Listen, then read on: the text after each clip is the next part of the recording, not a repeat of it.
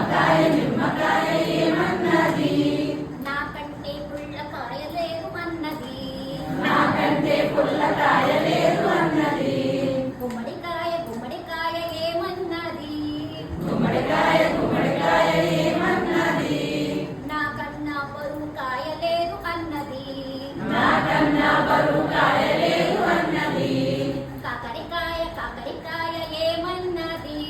కాకరకాయ ఏమన్నది? నాకన్నా చేదు కాయ లేదు అన్నది. నాకన్నా చేదు